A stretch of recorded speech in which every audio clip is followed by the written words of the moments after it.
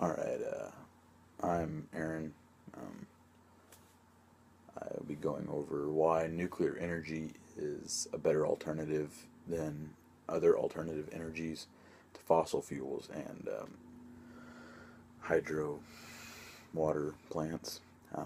So, first, I'm going to start off by explaining how nuclear energy works, and then I'll be going over pros, cons, why it's cost effective, reliable, and environmental impact. The makeup of nuclear energy and how it works is that nuclear energy originates from the splitting of uranium atoms in a process called fission.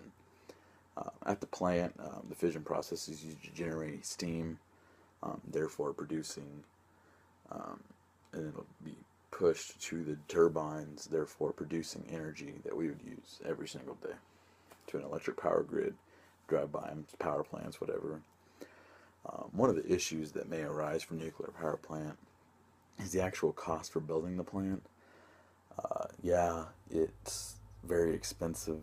You have to front up $2 to $4 billion just at the beginning. That's per unit. If you have some plants have 3 or 4 reactors, that'd be 2 to 4 per reactor, not just for the whole thing. Most nuclear power plants average about 4 cents per kilowatt hour. That is how much energy they produce per hour. And last year, or in 2013, they averaged, all reactors in the U.S. produced 769 billion kilowatt hours, which equals out to roughly $3 trillion. Not the greatest at math, but that is paid for itself time over and time over again, because the U.S. only has about in excess of about 500 nuclear power plants, and that's reactors too. So there may be 450 plants, but there's 500 reactors in the U.S. Other sources of energy such as wind, solar, and whatever else you can think of, they take multiple years, sometimes not even in their lifetime, can pay for themselves.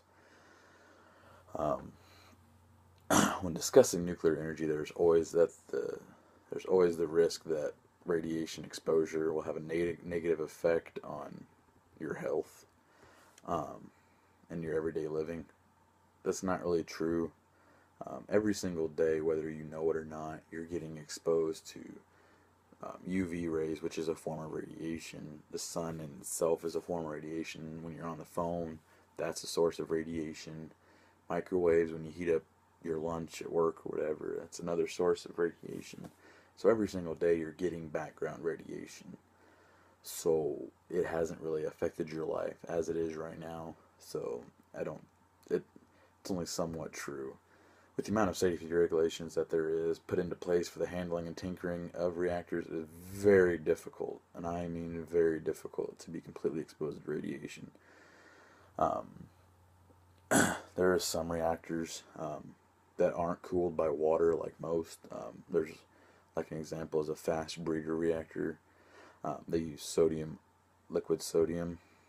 Sodium leakage can cause the exact same life-threatening diseases as direct radiation exposure, and the effect is the same on the environment around the exposure site. So if there's a leakage of liquid sodium, it would be just the same as if there was radiation being leaked.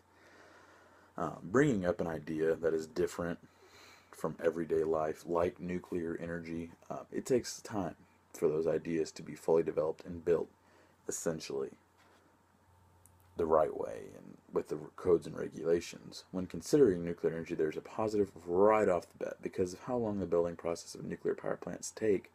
There are hundreds, if not thousands, of jobs before the plant even opens. There is jobs being created and put back into the work.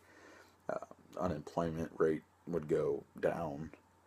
So by building these power plants, they're putting jobs and energy back into circulation, which usually takes about 10 to 20 years to construct a nuclear power plant from concept to finished project. And that is mainly just because of the NRC, which is the Nuclear Regulatory Commission. That is basically the police force of nuclear energy. They have codes, regulations, inspectors, investigators, the whole 9 yards. They have everything. So it usually takes longer because they have to hire special contractors and construction workers. One reason why nuclear energy is reliable is because it leaves behind a very small geographic footprint. A geographic footprint is that there does not have to be thousands of plants to power the U.S. There only have to be in excess of 500 plants. So probably about another 100 plants in the U.S. Not sure how many reactors, but about another 100 plants in the U.S. would be able to be self-sustained on nuclear energy, nothing else. The reliability in this instance is quality over quantity. Even though it does take years to build a nuclear power plant, the workers within those years are making the plant bigger, better, and safer than that of the last plant built.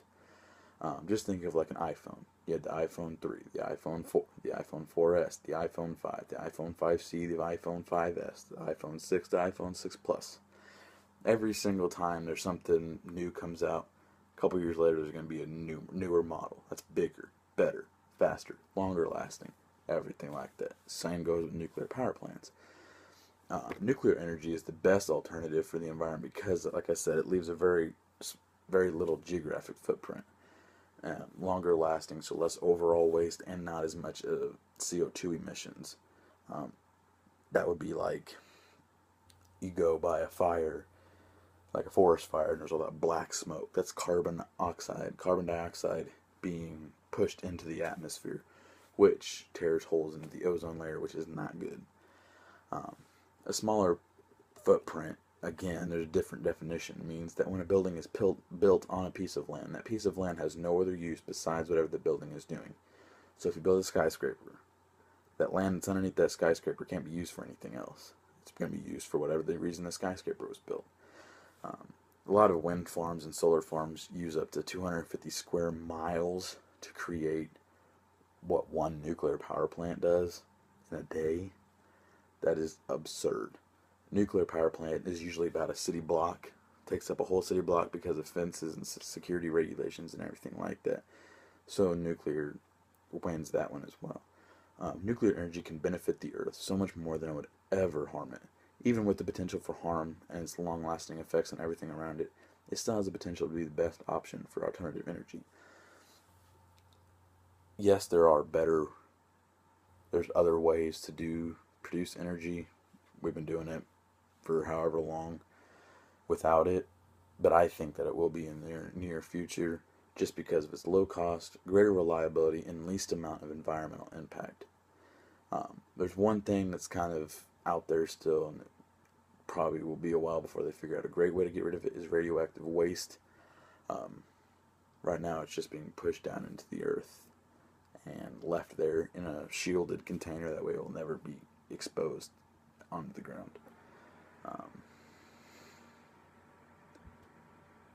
The positives are pointing in the world in a new and bright future that can all be possible if people choose to fully understand the concept of nuclear energy and how it works.